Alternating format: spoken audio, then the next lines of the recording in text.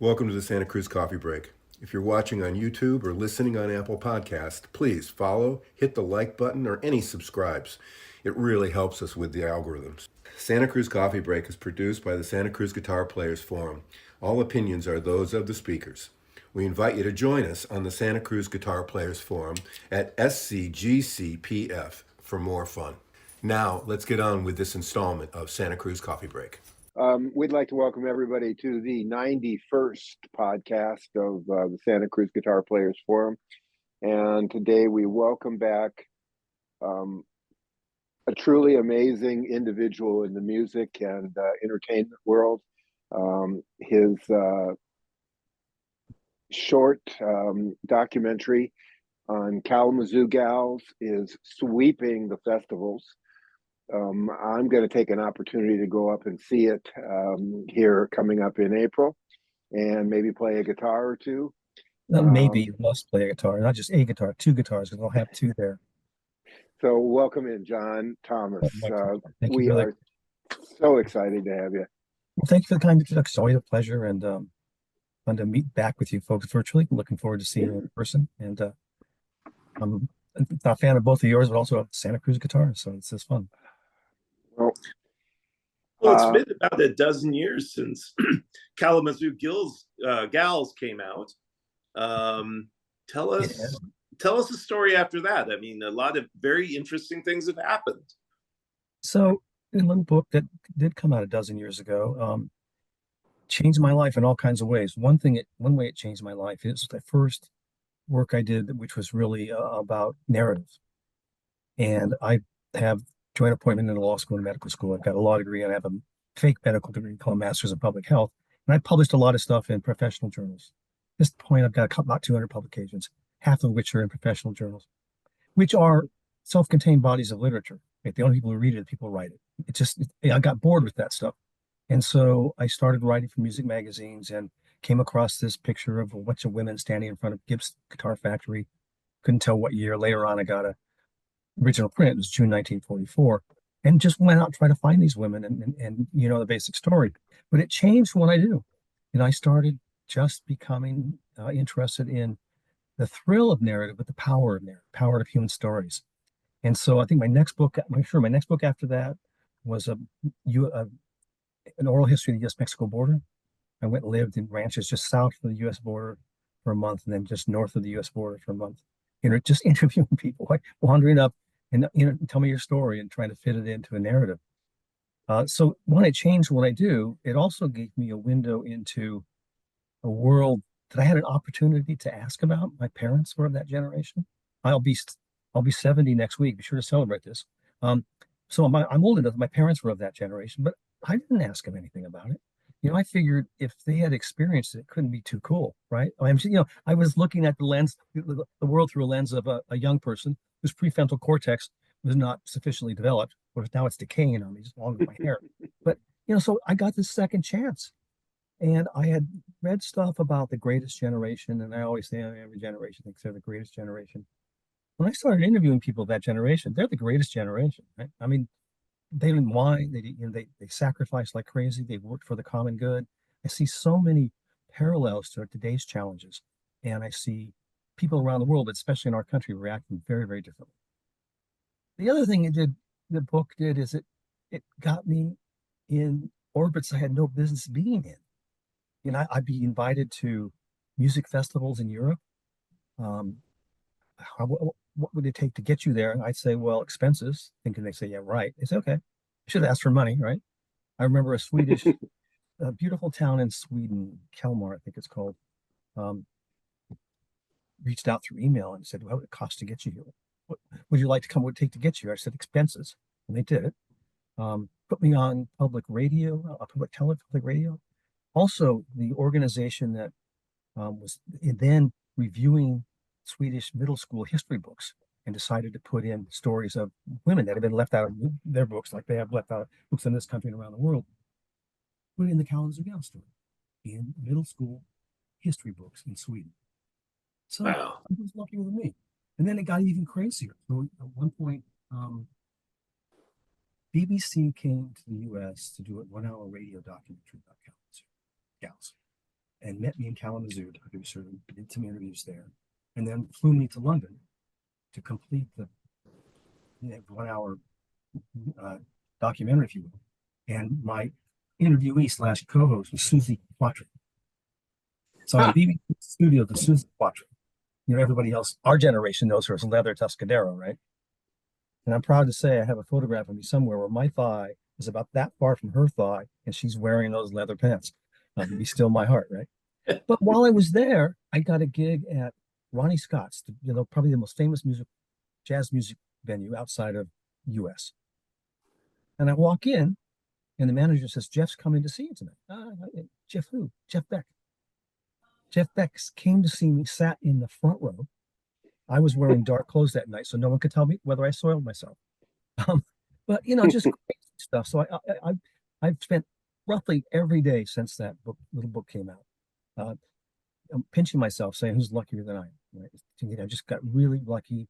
I found a book that has guitars, history, little social justice, and I got to geek out over guitars, right? And it took me around the world, and it's still taking me around the world. And of course that wasn't that visit to the UK, but another one. I dropped off a guitar to Eric Clapton at his flat in Chelsea area of London. I played with Vince Gill. I played with Mark Knopfler. Just crazy stuff. I'm proud to say, if there is, and it should be, if there is a measure of the distance between the quality of the player and the quality of the venue, I win that one, man. I've been the worst player in venues around the world, and proud to say it. Yeah, it's been great. And now this little film is taking the story on. I've been lucky. I'm the co-producer. My co-producer, his co-producer, David Masser, also directed it. And I got lucky to team up with this guy who had a good eye, and we just wandered around. And I talked to people, and he filmed it.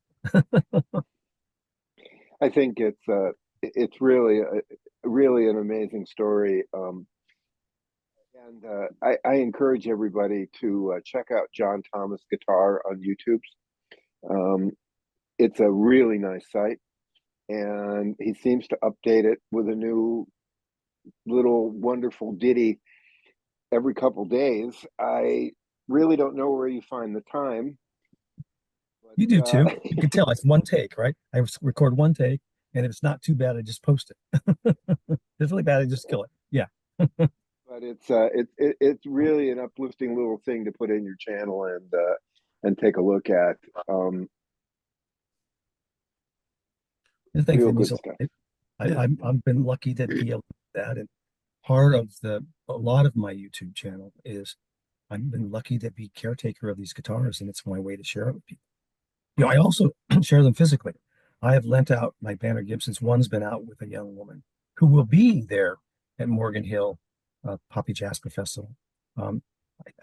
She had one for about a year, came back, gave her another one for a year. She's a brilliant singer, songwriter, was a student at Berklee School of Music, finalist in last year's Tiny Desk concert. I lent one to Emily Sawyers and the Indigo Girls for a year. I've had them for over a year with some musicians in Nashville. So I hand them out physically, but I also like to do it virtually. I just feel lucky to have these things. And so I get to, share, as you said, Ditty. I have a simple warm-up tune I call Mediocre Ditty, which I stole from somebody years ago. And Stefan Grossman, the opening theme is Stefan Grossman's, but he stole it from somebody else. And I can say mine's not that recognizable because I don't play it nearly as well as anybody. But it's been a passion of mine to share these things, and that's one way I can do it. Go ahead, Ted. No, I was saying, so it's taken on a whole new thing now that you have this movie, documentary, I should say, out, and you're traveling around with the documentary and with the guitars. What was the inspiration for that? What made you think that you would take your guitars and hit the road? So let me talk about the guitars. The inspiration for the film was just that this fellow, David Masser, reached out to me and said, "Hey, would you like to do a documentary with me?" And it wasn't my first rodeo with filmmakers. When the book first came out, Susan Sarandon's documentary film company contacted me. We went back and forth for about 6 months, and she decided that there wasn't enough visual information, so she couldn't do a Ken Burns style thing. So then she dropped it. Number of other film production companies contacting me. I say, if I had $1 for every major film production company that's contacting me, I'd have $5. But anyway, the company that did the Helen Mirren, Helen Mirren, Elizabeth the First film was going to do a series on it that fell apart. A Broadway producer of Dear Evan Hansen, co-producer. Dear Evan Hansen, Legally Blonde, co-produced Color Purple and Hamilton, was going to do a musical about it, but COVID hit and money fell apart. And I've been at a bunch of these things where I finally understand. You'll see that, somebody like Clint Eastwood took him 10 years to get a movie made because everybody's happy with it until someone has to put up some money. I don't have any, so I couldn't do it. So that impetus for the documentary was lots of people thought it would be a good visual story. I did too, but I didn't have any really the skills to do it by myself or the resources. And then when we made this little documentary film, I started thinking, what am I going to do to distinguish us from all the other filmmakers? And Richard can talk about this, like the Q&A sessions afterward, right? People come up and you answer questions. Me, I'm going to bring out a Banner Gibson, play a song, and take over the room as best I can with my meager skills, right? Just change it. And the film festival started really embracing this. The first festival we're going to do our first show was, I think you did the same sort of thing, Richard, with this, the premiere at Grauman's Chinese Theater in Hollywood, world's most famous music theater.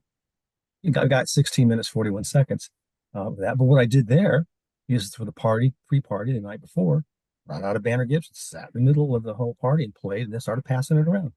And when we had our screening before, I think there were 5 or 6 short documentaries in the hour. Before I went in about 15 minutes early, got a chair, went up on stage and played my Banner Gibson until they started showing. And then afterward, people followed me, my friends, my friend, my co-filmmaker, David Masser, to the Hollywood Roosevelt, just about a few blocks away, which has one of the most beautiful and largest bars in the world. And we had 5 hours of the stuff I like: playing guitar, drinking, eating, drinking, playing guitar. And so that sort of got me thinking, I can make this more fun for me, but I can transform the presentation. I can distinguish it from what everybody else is doing. And so we're supposed to go ahead. The question? Yeah, no, it really is. It really is unique in the festival world. And I showed Addicted at the Grauman's Chinese, and the category I think was best film to become a TV series or something like that. And it's kind of like, okay, great, whatever that means. But so much of it is just a lot of ego walking around, and the fact that you can break that just that mindset and have fun with it. That's really it. I'm really excited about this. Let's bring out that date, because this will be up in time for that. And anybody in the Bay Area that's in the area ought to be down for that. My other monitor. You have the date? I have the date. Poppy Jasper. 13th. We're the 13th. So April 9th to 16th is the festival. We screen at 11 a.m. on Sunday, April 13th. The night before, at a bar called Bubbles, I think. I've got to scroll down here. There's a 1 hour, 8 to 9 p.m. at Tempo Kitchen and Bar. There's a 1 hour open mic where people come and play these guitars. And then the next day, after the showing is 11 a.m. to noon, there will be an open mic 1 p.m. to 4 p.m. at Bubbles and Brew, so a different venue. And the venue, the film festival has created a lovely poster about it. They're promoting it. They really love this idea that it's different, distinguishes our little film from everybody else's little film, right? Yeah, and I will say this: when you said, Richard, having fun, I know people who follow me for reasons I'll never understand in YouTube and Facebook and stuff like that, know that my other passion right now is trying to stay alive a little bit longer. That is that I have incurable metastatic prostate cancer. Now, I probably am not going to die anytime soon, but I think, well, I'm going to go to these film festivals. I have no idea what the hell you do at a film festival, but I'm going to go have fun, and I'm going to make the most of it I can, as I try to do every day. So it just occurred to me, bring a guitar, The Poppy Jasper people. The Poppy Jasper Film Festival, the title make no sense to me. It turns out Poppy Jasper is a type of jasper found in them thar hills in the Bay Area the same time the gold rush was going. So it makes sense, especially in this particular region. These folks really embraced it. Thought this is a cool thing. So they've got professionals coming out to set up the sound, and they're promoting the event. So it should be great fun. I mean, it should be really fun.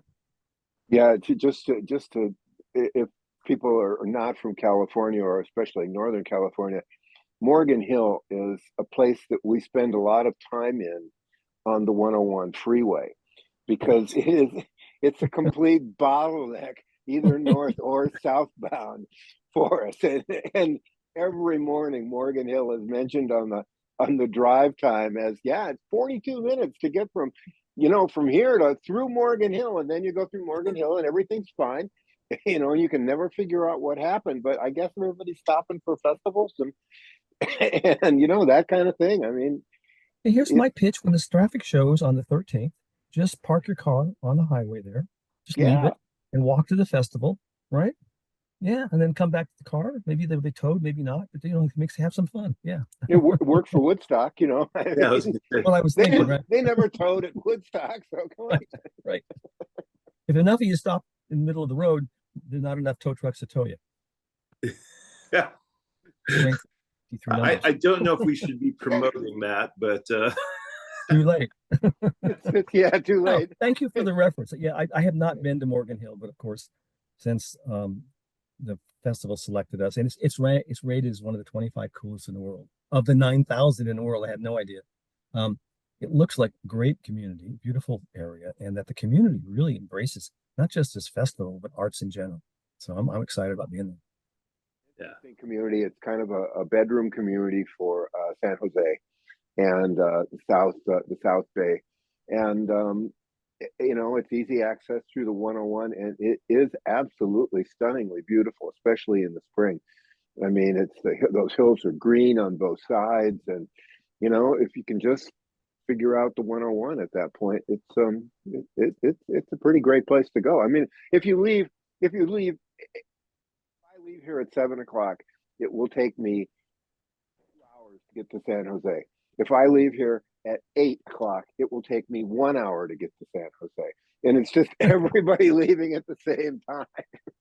So I live in Connecticut. And people who fly in, typically, especially from Europe, will fly into one of the New York airports. We don't have an airport in my town, a very small airport, New Haven, Connecticut. We have a regional airport in Hartford, about an hour or so away.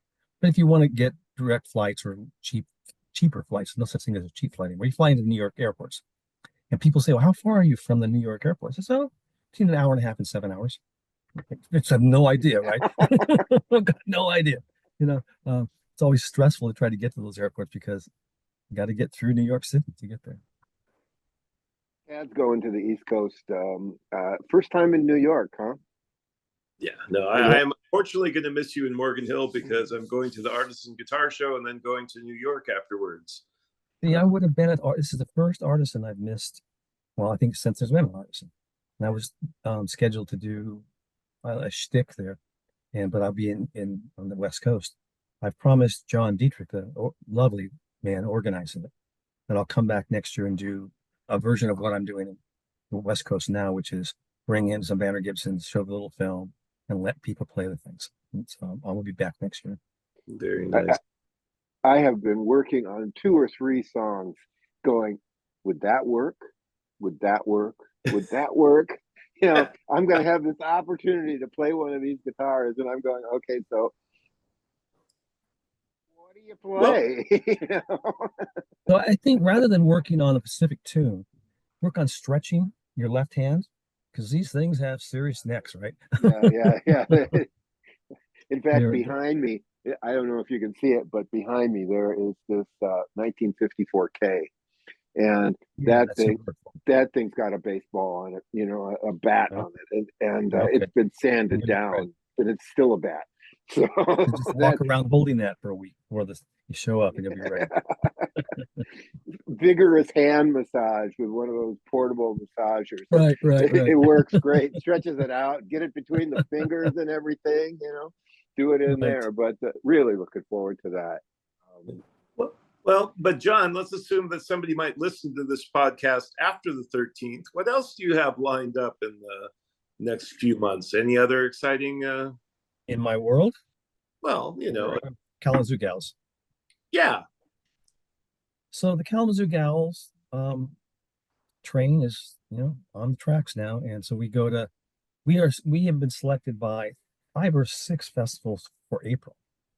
Oh, nice. We're only going to I can only go to 2. It's a question of time and money. As Richard knows, you don't get paid to go to these things. You pay an entry fee, modest entry fee, but you got to get your body there. So I'll have a hard time finding it. I know I got my order right here, right? So we're in Oklahoma in Red Dirt Film Festival in Oklahoma, April 4 through 6. We don't have our date yet because it's Stillwater, Oklahoma. There were horrible fires there last week. 70 people lost their homes. I don't know whether that festival. I've not pressed the organizer, who's got a music event for me too, but I haven't pressed him because I figure he's got more pressing things. Then we're in social justice. Oh, no, then we're in the Social Justice Film Festival, the 9th through 13th of April in Seattle, and that's a really interesting festival. My co-filmmaker and I are going to appear by Zoom somehow for question and answer, and we're doing a podcast about that soon. That's a really interesting festival, especially for these times. And Poppy Jasper, and then after that, we're at something called the Thin Line Festival in Denton, Texas, which is a little bit out of Austin. That's at the end of April. Then we're in, it's called The Forum of Life and Culture in New York City, April 25th. We're at New York Independent Film Festival, June 2nd through 8th, on and on and on. The last one we've been selected for, and we actually won an award, is the Cine Paris Film Festival in Paris, France, December 1. And it's a weird festival. You submit, and then they pick what they call winners, and then they only screen the winners. So we won Best Short Documentary. But if you didn't catch this, you can just go to kalamazoogals.com and click on the page that has the movie. And I update that as soon as we find out that we've got an event that we've been selected. And I'm listing when there are guitar events. I will have guitars, at least one, usually 2 at each one of these festivals. So you can come by and play it. And I'll keep updating that. And some of the festivals are, I think probably from here on out, all of them are going to host some sort of music event with these guitars. Well, the history you're adding to these guitars is really kind of amazing. How do you transport them from festival to festival and make sure that they arrive intact and 2 things, right? One, I cross my fingers. And second is I put in an iPod tracker with what's the tag? iTag. What's it called, iTag? Always have AirTag. Always have an AirTag. Transport either a guitar or a bicycle or anything of value. Have an AirTag. And I have Colton cases and that sort of thing. But I have heavy cases. Okay. And depends on the moment whether I get the guitar into the cabin or not. There's a federal regulation that if the plane takes off and lands in the U.S., the airline is mandated to let you get the guitar on if there's room. And the truth is, they let you in. And secret is, you just got to be nice and hope. But so if I don't get it in the cabin, I gate check it. I was on American Airlines. I was going to Kalamazoo late January for the celebration of the 103rd birthday of what I thought was the last surviving gal. I'll come back to that. And I show up at American Airlines to fly out of Hartford, Connecticut. And I go up early to the desk and say, I got this guitar and I would like to board early if I can to see if I can get the room in the overheads. And there was somebody there whose son, a woman at the desk, son was a guitar lover. So I'll work this out. And found an empty seat for me and moved my seat so I could sit next to my guitar. So let's found that it really works out. Really works out. So I drag them around. I put them in good cases. I haven't lost one yet. Excellent. Yes, but it's kind of scary. But I'm committed to sharing these things. So got my AirTag and hope for the best. And I haven't had anything bad happen yet. I'm not a person who's suspicious of that bad things might happen. The more often I say these things, I start to think maybe I am, and I'll jinx it. But anyway, I just drag them around. So the two guitars are kind of interesting in and of themselves. So both are guitars that U.S. servicemen took to World War II, and they're the only two Banner Gibsons that I've been able to document had that happen. I met one other Banner Gibson and its owner in Italy that was taken to Italy during the war by a U.S. soldier, but guitar was still there, hadn't come back. And I know there were some Martins and a few other guitars that made it. But these are pretty interesting. So I've got an LG2. It's a small guitar that Gibson started building as a steel string in World War II based on its classical guitar body. So it's a double O in Martin terms. And Gibson is an LG. And that one, a young U.S. sailor bought just before the war and took to the Pacific Theater on a boat, of course, and came back. And I got that from the person who bought it from the grandson. And so that's one of the ones I'm taking. And then the other one is a Southerner Jumbo, which is, for people who don't know, a J45 shaped guitar. I call it a gussied up J45. The reason it's called Southerner, now then became Southern, now SJ, was, at least at the time, the myth was that Gibson figured anybody south of the Mason-Dixon line really liked bling. So they blinged up a J45 by having fancier perf lanes and fancier neck inlays. That guitar, a young U.S. soldier bought in late 1943 and took to Europe and then came back with it. And it's so one of its it looks, feels, and smells like it spent its early years in foxholes, which I think is quite charming. But the wildest thing about that one is that I tried to track where this guy got the guitar. And I have access to Gibson's shipping ledgers from 1935, the earliest I could find, through 1946. And I photographed 4,500 pages or something of those. Wow. And I don't share them because Gibson always twice threatened to sue me just for having access to them, although VP let me in. But I don't want to make sure that I don't bring upon me their wrath. But the only way you can track a guitar there is to find out a banner, a flat top, is to find out where and when it was sold, because these guitars don't have serial numbers. They have what's called a factory order number.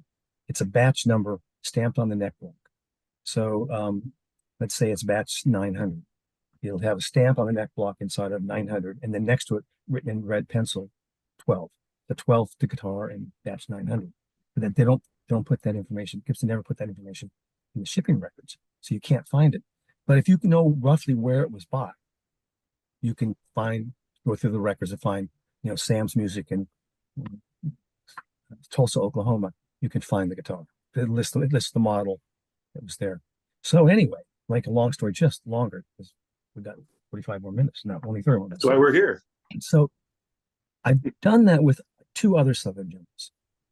They were the two that Woody Guthrie and his sidekick, Cisco Houston, bought.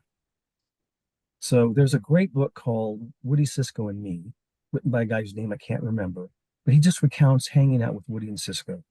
And he talks about going into New York City to a shop called New York Band. And it wasn't on 48th Street, it was close to 48th Street in December of 1943 to buy Southern Jumbos. And so I go around going to the records, and I can find only 3 Southern Jumbos sold in the New York City area from November through the end of the year in 1943. And they're all in the same shop. And Woody and Cisco bought 2 of those guitars. The third guitar, it just had to be the guitar that I have. There were no other guitars in New York City where this young man bought it. So it's almost certain that this guitar was hanging on the wall with Woody's and Cisco's guitars. Now, Woody bought that guitar in December 8, I remember the date, December 8, 1943. And his famous recording sessions with Mo Ash, does April 1944. And where he recorded for the very first time, This Land Is Your Land. Now, in the fall of 1944, Woody goes on the road to promote FDR's campaign, re-election campaign. And he's pictured holding that Southerner Jumbo, which he has a big sticker on that says, "This machine kills fascists." So this guitar that I'll be bringing hung on the wall with the very guitar Woody bought, composed This Land Is Your Land on, and recorded it. Crazy. So I like to just hand these things to people. Just hold this thing. Even if you don't play, just hold it. You're not going to get another chance. Right. Yeah, there's so much that I don't think maybe a younger generation understands the heritage of guitars, but you know, like we're still looking for Bloomy's Sunburst, Right, exactly. which which he left in Canada because he didn't want to play the gig the next day, and then we see his Telecaster show up, and I guess it was just at Retrofret and sold I guess the next day. Who knows where, who knows where it'll surface next, but there is, and that's a guitar that played on like a Rolling Stone, Yeah. and you got to say something about it. We came from a generation where, I mean, for a year I had one electric guitar. I traveled for 10 years and I had one electric and one acoustic, and that was, you didn't have 15. You had one, you had maybe two that you dealt with. I think the Allman Brothers had a bunch of them and they had like six. Right. So you don't really understand that this was this person's. Yeah. Yeah. So, I say that the Kalamazoo Gals experience writing a book and thinking about these instruments changed my viewpoint of what guitars are. I used to think of them as inanimate objects. I now think of them as repositories for cultural history, right? There's a whole lot of stuff going on. I mean, if we could play Bloomfield's Telly, okay, a left-hander bought it, flipped it upside down, and cut a second cutaway out of it. Still, and it's the same as you point. That's a guitar. So I don't know if you probably saw A Complete Unknown, the Dylan film, which I think is brilliant. But it's got somebody reenacting Bloomfield's licks. But it would have been on the original on that guitar. Yeah, I think it's amazing. And the other thing I've done with the Southerner Jumbo is I've taken it to Europe several times, but I have another project, a child refugee project, which I started before the pandemic and then couldn't complete during the pandemic. Back on it now, but I went to refugee camps, and with my wife, who's a child psychiatrist, we're co-writing a book about this, refugees and their challenges and all that sort of thing. And the way we got access to refugee camps is I gave guitar lessons. All the other non-government nonprofits called NGOs, non-government organizations in the world, they had to stand outside and meet people outside. We just got to go in, and I gave guitar lessons, and she would sit and pass out crayons and paper and draw pictures. And I would take this guitar, and I didn't play it. I would hand it to somebody else. There was this nonprofit that would lend me a bunch of guitars. Had a bunch of pretty low-level classical guitars, but they were playable. And I did some setups on them when I was there. And I just passed it around. And when we weren't having sessions, I would lean it against a tree or a wall and say, "Everybody here, come by and play this thing." And so it got all that, mojo on it. For me, it was returning to its original purpose. It liberated the world, helped liberate the world, right, in the 1940s. And I'm back, having it hopefully bring some beauty and some happiness to people struggling in very similar circumstances today. So, I've become just passionate about handing my guitars to people, say, "Play it. If you drop it and crack, we'll glue it back together. It's more of a story. Don't worry about it. Don't worry about it." I actually remember you bringing that guitar. I assume it's that guitar around the Cremona Music Festival about, what was it, 6-7 years ago. And that's exactly what you were, is you just whip it out of the case and say, "Here, anybody play it." I mean, experience it. So fun. It's helpful that these guitars, both of the World War II guitar, went to World War II guitars, as I call them, both of them suffered some indignities over the years. So if another crack happens, it doesn't really matter. We glue it back together. But beyond that, I'd still hand them out. I feel, it's just a bit of joy and warmth. I hand it out and see someone smile, or a kid try to learn how to play on it, or whatever it is. Yeah, I just think it's so much fun. So that guitar has gone back to Europe at least half a dozen times since I got it, at least. Wow.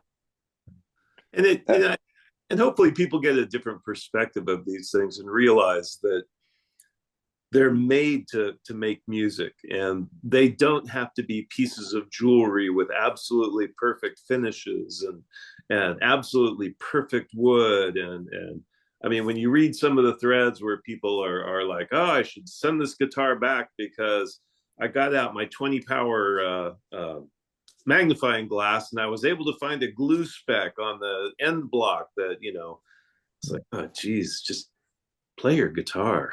Play Glue squeeze out, right? There's glue squeeze out inside. Yeah. Don't look in there. When I talked to Luther, I said, I bet you hate the day that the first person decided to look inside a guitar. Because it has to be perfect outside. You're going to artisan, right? The level of craft is unbelievable. And I call it it's an end wedge contest. Who gets more miters on the back end of the guitar, right? But the craft inside is great too. You mentioned the Cremona. Did you say Cremona or Sarzana? Cremona? Cremona, yeah. So I had a sort of an epiphany at Cremona. I mean, that was that year. I've only been there twice, I think. And I was watching people pick up guitars and play them. And then people haven't been there. It's a giant music trade show.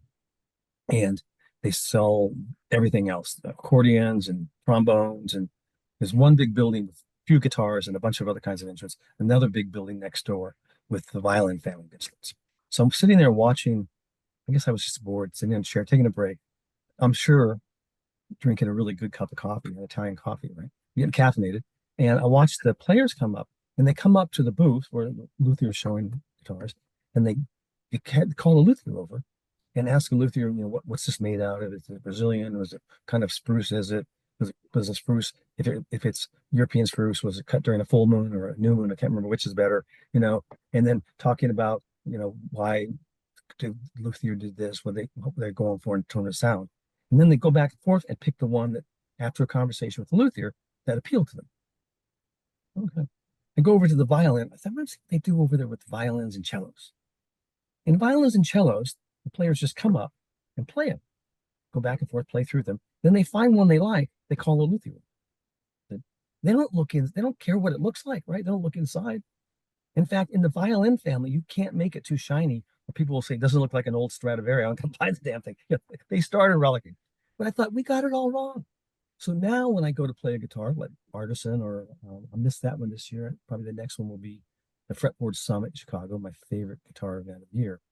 I won't look at the guitar. I'll let the luthier tell me what it's made out of until after I played it. Don't tell me what kind of spruce it is, or even if it is spruce. I won't look at the back and sides, because I don't want to know. I want my hands and my ears to tell me about it. Then I'm happy to talk about it. Yeah, we've got it backwards. And so when I look back at these guitars, nobody cared. Even Martin was building to a really high standard, technically, of course, audio, in terms of sound as well. But even then, no one was looking inside. Of course, Gibson, at the end of the day, 4 o'clock comes around, send someone around the building, find enough scraps to glue together to make a guitar. You glue it together and you send it out. You got a neck from one model, a body from another model, a bridge from a third model. No one cared, little glue, just to wipe it off the best you can and send it out the door. Right. That appeals to me. Try and get the saddle in the right place. That's the important one. Yeah, that was about a 50-50 proposition. Yeah. Last weekend, SCGC did a little event up at one of the at Zoomin Music in Santa Cruz, and they brought in a surfboard and a guitar that were made from pieces of the Western Flyer, and it just so happened that the Western Flyer was docked in Monterey, and it left last Sunday. I saw this stuff last Saturday, and there's something about being around something that Steinbeck, there was just something about holding something in your hands that he had probably vomited on and spilled booze on and, Right. pissed on and everything on the planet. And yet they had taken this thing and made it something beautiful. And then on Sunday, there was this big launch from the pier, and it's heading south to the Sea of Cortez for an adventure. Follow them on Facebook if you're interested. Oh, I will. And I just so happened to be driving past Doc Ricketts' pond, where on the ocean, that he did all his research as the Western Flyer was chugging south in about 6-foot seas. And it had taken them an hour and a half to get from the dock to this Point Pinos, about and I looked out at that thing, and I was watching that thing bounce around, and yet it was magical. Yeah. magic. It was just, yeah. ah, Well, I'm thinking of sort of history and what that brings to the instruments that I value. It's probably all psychosomatic. I don't. That's fine. It sounds better to me. It doesn't matter whether it's real or not. It's real to me. I don't care. It sounds like shit to you. I know it's pleasing myself. Um, so one of the gals is still alive. It was Irene Stearns. When she was turning 100, I was going to have a big party for her in Kalamazoo, and I rented out a venue. And of course, the pandemic hit. So instead of a physical party, I did a virtual party, sent out just on Facebook, I think, requests for musicians to record a birthday tribute. Got 105 from something like people from 40 countries. Put together an initial one that was only half an hour long, so it didn't feature all those. But of the 105, there was Roseanne Cash and Emily Sawyers and Jennifer Nettles and Tommy Emmanuel and Waddy Wachtel, other people, right? But just other people around the planet. And it was just astonishing. One of the best things, I asked Irene, what's your favorite song? I'll Fly Away, the hymn, I guess it is, right? The old hymn. And so my buddies in Kalamazoo tracked down the granddaughter of the composer. And she introduces the song in this video. And then Emily, I don't know if you Jennifer Nettles is, but she's one half of Sugarland, a very, very successful mainstream country actor. That became also an actor. Anyway, they record for me, the only time they've ever recorded together for this video, their rendition of this lovely song. That's a favorite song of this woman turning 100 years old. Got Gretchen Whitmer to declare the day in Michigan, Irene Stearns Day. I got the mayor of Kalamazoo to do it. So anyway, 3 years later, pandemic's receded enough, I can go out to Kalamazoo and have the party. And my buddies there help me. They do all the work, actually. I just show up with an old guitar, as usual. That seems to work, right? I might not be pretty, might not be talented, might not be too smart, but I got a cool guitar with me all the time. Works wonders. Anyway, so we're going to have this 103rd birthday party. The woman who's still 103 didn't want to come, worried about COVID and getting sick. Now, me, I'd go out. That'd be fine with me. I'm 103. How much longer I'm going to last? Let me come in, man. I'm going to dance if I can. But anyway, I respect completely. So the day before, my friend Jennifer Hudson Prenkert, and I, who's helping, she's the main organizer behind this event. It's organized, so I had some help. I do it myself, and not organized. We do some promo on local public radio and things like that. The morning of the event, I get an email from a woman. Hi, I heard you on the radio this morning. My grandmother worked at Gibson. She's 104. She'll be 105 June 5th. So she comes out to the event. It's unbelievable. It got me better. I've got pictures. She stood up to accolations. She didn't last more than about an hour. When the music got loud, she and everybody else my age left, but me. But anyway, yeah, so this whole story just keeps going. Crazy.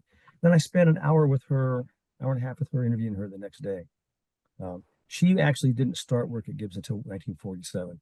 I'm still calling her a Kalamazoo gal, but she was, the war ended in 45. But she gave me lots of really great insight into how the workforce changed. All the women, most of the women left, men came back, and the few jobs that were left for women to do, and some resentment that they couldn't do the jobs that women were able to do over the war. So if there's ever a long version of the documentary or whatever, got some more fun stuff. But for me, I'm just nothing's better for me than finding an old person who worked in a guitar factory around the time of World War II. I'm happy. Well, I had a nice beer in my hand too. It helped. Very nice. That's wow, John. Yeah, it was crazy. I'm in tears over this thing. So, and musicians coming, good musicians play, just a really special event. And so these women in this story have given me so much. I mean, just changed my life and given me so much joy, so much pleasure. And I guess also when I start thinking of legacy and how much longer I'll last, gave me a legacy, Oh, he's the guy who did that. I say I'm sort of the guitar world's equivalent of the marine biologist who finds a tiny new specimen on the bottom of the Marianas Trench, 5 miles down or something. Okay, it's a little tiny discovery, but it is a brand new discovery. I was the guy who found this. Didn't change the world, but changed mine. That's awesome.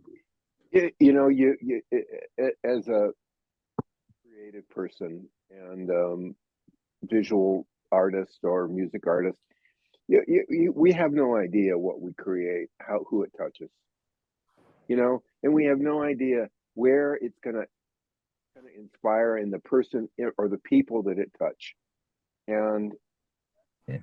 that's truly magical. Well, that is truly magical. and when I feel fortunate, I could create anything, right? I mean, anybody creative enough to have some kind of art, whether it's visual or audio or whatever, lucky to be able to do that. But that it can have some impact is just this astonishing gift. Right. Nobody's lucky. So one question though, I remember with our last podcast, you kind of told us about how there had been, shall we say, some resistance from the Gibson company to some of your investigations and explorations and everything else. Since this has come out and since you're now getting all this attention and everything else, has there been a change? So there has been a change. It hasn't been a sea. Well, it's a sea change. The administration before this administration, Henry Jeskowitz administration, hated me, threatened to sue me, all that stuff, right? And I probably said this on a podcast last time, but every time Jeskowitz twice threatened to sue me, I just said, "Oh, yeah, sure, that'd be fun. I used to be a trial lawyer and tried a case in a while. Just tell me when and where, and I'll show up." And they would say, "Oh, never mind." I still think it would have been good promotion. The current administration, much better by any measure, more organized. The guitars are better, all that stuff. They stopped being the Gibson lifestyle brand and decided that one of the things they probably should try to focus on is making guitars. I think it's helping. But it's been a little bit tenuous. Maybe they're just too busy. So at times Gibson has reached out and want to do like sponsor some kind of documentary and have me be involved in X, Y, and Z, and then that'll fall by the wayside. At one point, not within the last year or thereabouts, somebody from Gibson had a video about the history of Gibson guitars, and they wanted to make a reference to Kalamazoo Gals. Reached out to me, could they use that photograph of all those women standing in front of the factory? I said, yeah, just make sure you mention me and my book. And so the video came out. You can see my snarky comments in the comments on YouTube. No mention of me, no mention of the book. Call the Kalamazoo Gals Kalamazoo Girls. So I sent a snarky comment back, and they fixed it as best they could. But they still can't quite get their act together. Now, let me tell you about Kalamazoo Gals. I don't like the girls. Maybe it's demeaning, maybe not. But when the women walked into Gibson in 1942, #1 song in America, Glenn Miller's version of "I've Got a Gal in Kalamazoo," so I got a book title, right? Same time he's walking in. So anyway, Gibson's better. They're still they haven't fully embraced it, and I've never quite understood this. Even if you don't have any taste for short, old, bald, bearded, boring white guys, right? We both could have made money off this thing, right?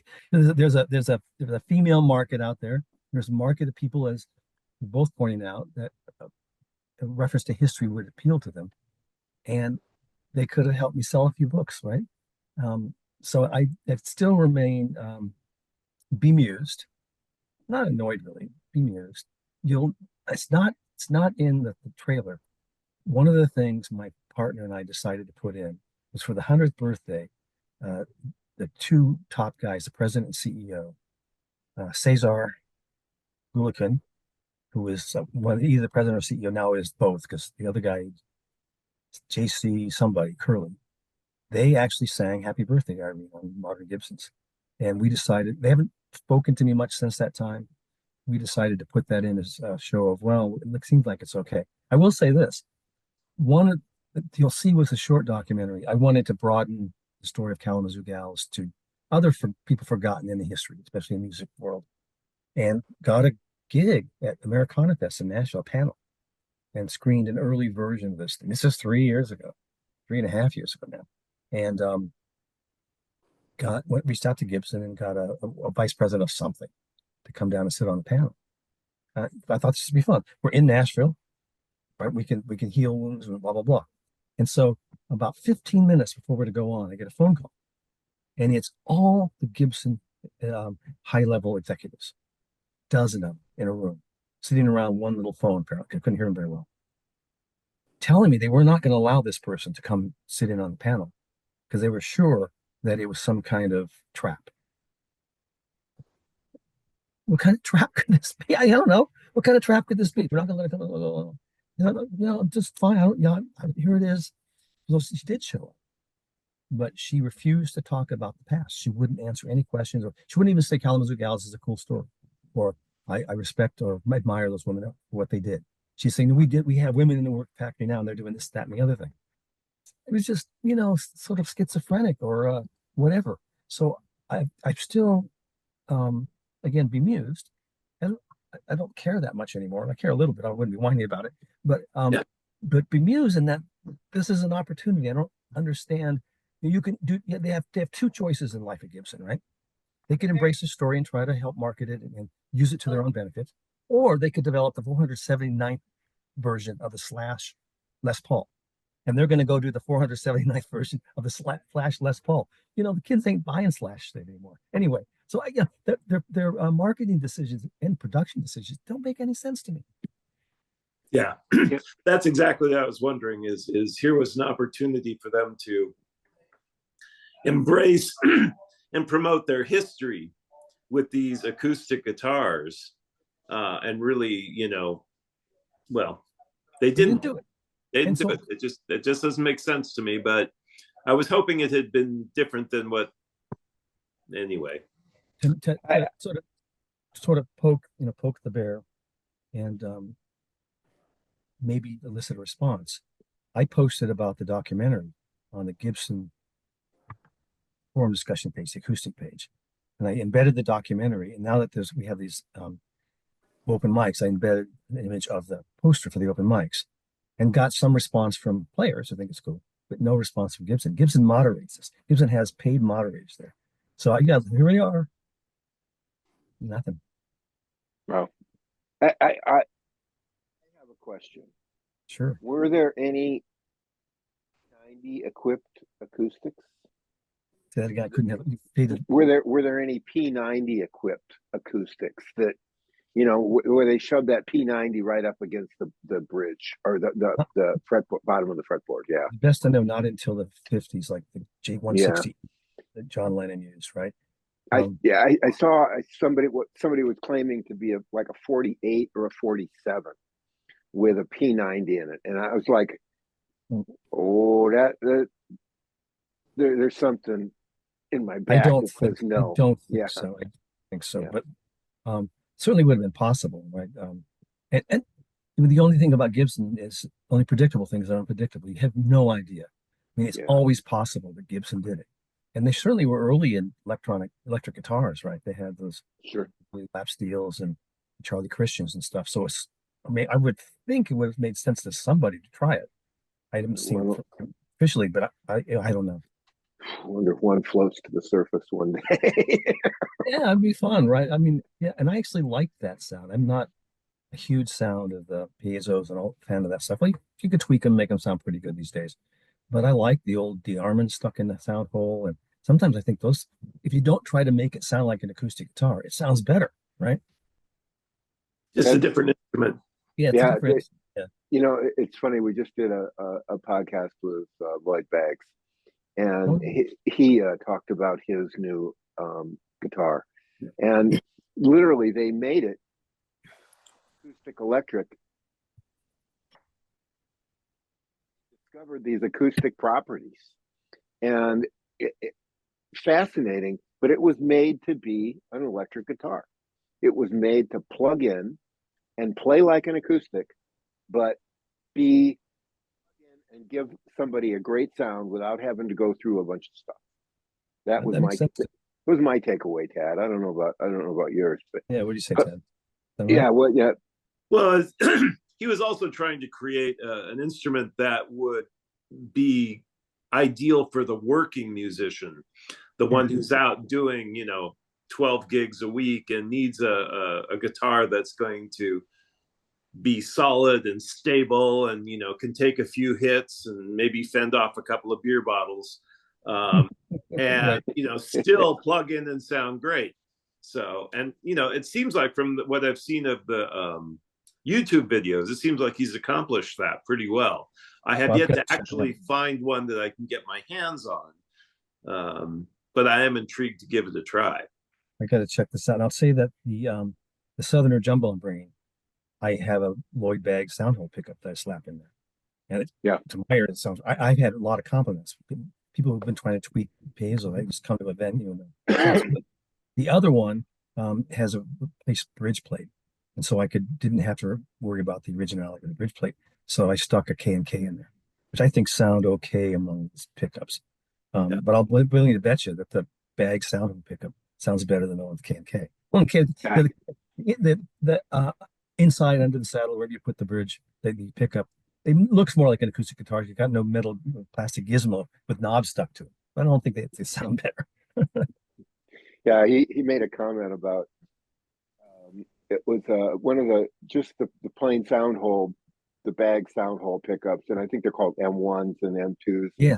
He said, the guy was playing it in front of the Super Bowl, and he said, "Here is 80 million people watching this.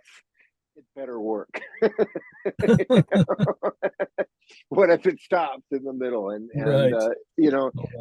that's that's something I hadn't thought about before. But I guess you expect it to work, and you go out there, and I'm sure a lot of times it doesn't. But John, you have been so gracious with your time. I can't wait.